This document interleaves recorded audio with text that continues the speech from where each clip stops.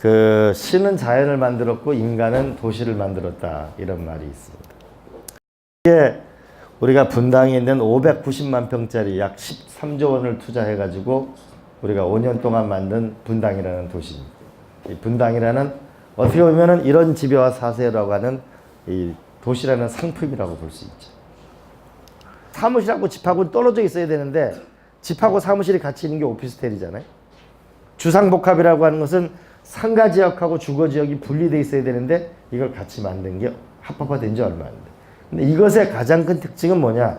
농경사회에는 내 땅 주변에, 즉 내가 일하는 일터가 내 집 옆에 좀만 벗어나면 땅이 있는 거죠.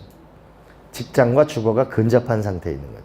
근데 이때 가장 큰 특징은 뭐냐? 바로 직장과 주거가 분리되는 인간이 사는 모습에서 큰 특징적인 변화가 나타나게 됩니다. 그럼 어떤 변화가 생기느냐?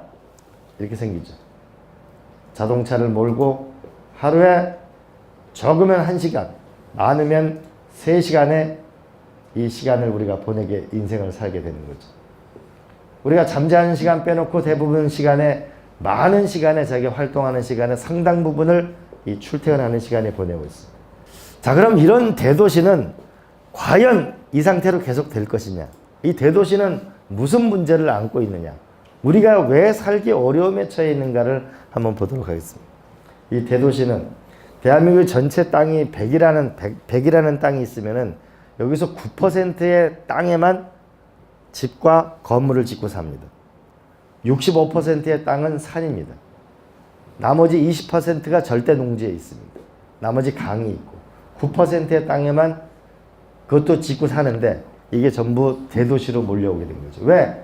대량 생산, 대량 소비에는 대규모 도시가 탄생할 수밖에 없으니까. 결국 어떤 산업이 일어나거나 할 때는 젊은이들이 창의성을 가지고 열심히 세상을 바꿔보려고 하는 데서 결국은 이 창조력이라는 게 생기는데 진입비용이 높으면은 이 창조력이 생기기가 어렵습니다. 이 그림이 뭐냐면은 우리가 매일 TV를 틀게 되면 20세기 폭스사, 뭐 유니버설 스튜디오, 콜롬비아사, 헐리우드를 장식하고 있는 대부분의 우리 세계적인 영화 회사죠. 근데 이게 어떻게 만들어졌냐면은 이게 토마스 에디슨 이런 사람들이 기본적으로 뉴욕이라는 게 너무 비싸니까 뭔가 싼 곳을 찾아 나선 게 뭐냐면은 당시 헐리우드가 시작할 때 이랬어요.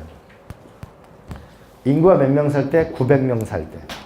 거의 땅값이라고는 거의 찾아볼 수 없는 이런 진입비용이 굉장히 낮은 데서 이들은 뭐냐면 이런 도전을 시작해서 이제 세계적으로 영화에 성공하려면 전부 헐리우드로 가게 되죠.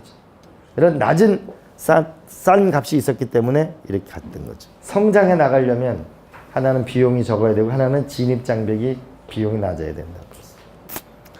자, 그래서 인건비가 높은 데는 창업률이 저하되고 있다는 것이 논문 결과로 나타나고 있습니다. 그 다음에 이제 지금부터 우리가 한번 생각해 봐야 되는 것은 우리는 자동차 이시 출퇴근하는 걸 당연하게 생각합니다. 근데 대략 인생의 10%에서 20%를 길에서 낭비합니다. 직장이 있다고 하는 거. 자, 그럼 이건 뭘까? 보면은 자동차가 100대가 존재하면은 이 중에 96대는 주차 상태에 있어요. 왜냐면 내가 출근하고 나면 파킹해 놓으니까. 2.6대만 돌아다니고 나머지는 수리 상태에 있거나 그런 거예요. 뭔가 불합리하잖아요. 그리고 자동차를 한 대 유지하면 돈이 많이 들잖아요. 우리가 1901년부터 2000년까지 미국이 전체 근 100년 동안 쓴 시멘트 양이 이게 4.5 기가톤이에요. 중국이 2011년부터 2013년 동안 쓴 게 6.6 기가톤이에요. 앞으로 어떻게 될까? 앞으로 분당만한 도시가 중국은 매년 60개에서 80개가 나옵니다. 앞으로 인도, 방글라데시, 중동, 아프리카, 남미에서 앞으로 도시로 나와서 살 사람이 25억 명이 도시로 나와서 삽니다. 만약 지금과 같은 똑같은 삶의 방식을 갖고 인류가 25억 명이 도시로 나와서 살면 지구는 갈 길이 없는 거죠. 이 문제를 어떻게 해결할 거예요? 그러면 과연 이 도시는 무한할 것이냐? 이런 모순 덩어리인데 그냥 이렇게 살고 말 것이냐. 그러니까 농경시대엔 농경시대에 맞는 삶의 방식이 있고 산업혁명 시대엔 산업혁명의 방식 상배인식이 있는데 과연 지금 진행되는 너무나 복잡하게 매일 들려오는데 무슨 말인지 알 수 없는 이 4차 산업혁명이나 디지털 혁명이 계속되면 과연 이 도시는 어떻게 될 건가 한번 살펴볼게요. 그럼 도시를 구성하고 있는 집도 변하고 은행도 변하고 학교도 변하고 다 변하면 그럼 공장은 어떻게 될까? 문화생활은 이렇게 하고 이게 공장인데요. 위에 있는 아디다스 공장인데 근로자가 150명인데 이게 연간 50만 켤레를 생산합니다. 로봇이 만드는 거예요. 도심 한가운데 있어요. 매연이 없어요. 이거는 그 지멘스가 만든 이 1000종의 제품을 1200만 개를 생산해요. 옛날엔 내가 제품을 생산하려면 내가 공장을 져가지고 땅을 사가지고 했는데 그게 아니고 우리가 일정 정도 자기 설계도만 있으면은 이걸 칩으로 보내면 인도의 공장에서도 만들고 독일 공장에서도 만들고 아프리카 공장에서도 만드는 거지. 우리가 전통적으로 생각하는 공장 자체도 근본적으로 변하는 거죠. 그러면은 도시를 구성하고 있는 집도 바뀌고 공장도 바뀌고 병원도 바뀌고 학교도 바뀌고 다 바뀌면 도시가 바뀔 가능성이 있다고 봐야죠. 이런 기술의 변화를 가지고 우리만 노력하는 게 아니고요. 런던, 샌프란시스코, 오슬로, 암스테르담 다 노력을 하고 있죠. IBM이 개발한 것 중에 보면 뉴욕에 이런 것까지 개발을 했어요. 총소리가 딱 나면 아, 이 매그넴 권총이구나 라고 하면 매그넴 권총을 산 사람을 전부 뭐냐면 빠른 속도로 계산해 가지고 그 사람을 찾아내고 그 사람이 뉴욕 주변에 있는 사람을 얼른 찾아내는 거죠. 그렇게도 하고 이제 총소리가 나면 인근에 있는 셔터가 전부 싹 닫히기도 하고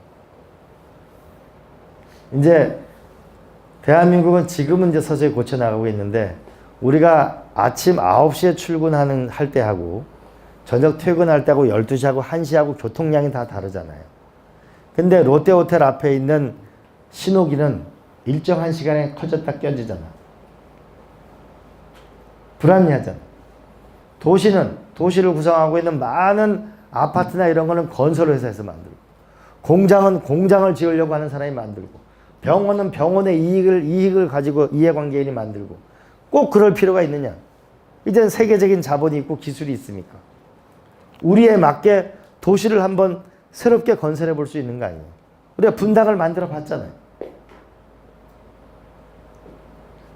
얼마 전에 사우디에서는 한 왕자가 주변에 이제 그 인근 친인척이 뭐냐면 재산을 전부 뺏어가지고서 800조짜리 이제 사우디가 더 이상 뭐냐면 석유를 팔아먹는 나라가 아니고 스마트 시티를 통해서 이게 세계적인 기술을 팔기는 그래서 미래 산업을 만들겠다가 800조짜리 도시를 만들어 보겠다고 하잖아.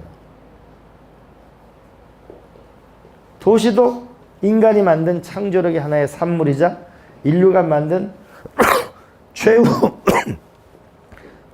최고의 상품이 될 수도 있는 거 아니냐. 한 번쯤 오늘날 젊은이들이 이게 살기 굉장히 어려운 도대체 집값이 왜 비싼 거냐. 우리가 월급을 암만 많이 올린들 지금과 같은 아파트 구조를 가지면 지금과 같이 출퇴근을 하고 살려고 그러면 지금과 같이 이렇게 뭐냐면 교육비가 비싸면 월급을 많이 받으면 뭐를 하냐고. 그리고 이런 형태의 노동 형태가 바뀌어 나가기 때문에 일의 근로 형태가 바뀌어 나가는 거지. 그러면 새로운 삶의 방식을 찾아줘야만 젊은 애들에게 희망이 있는 거죠. 그래서 여기서 우리 한번 대안을 찾아보자. 인간은 사람을 만나면 생각이 모여요. 생각이 모이면 사상이 생겨요. 사상이 생기면 세상을 바꿀 수 있는 힘이 생기는데 이 사람을 어떤 사람을 만나느냐 결국은 내가 이 세상을 모순을 해결하겠다는 뜨거운 열망이 있어야 세상을 바꿀 수가 있어요. 인간은 끝없이 두 개 중에 하나를 선택하고 삽니다.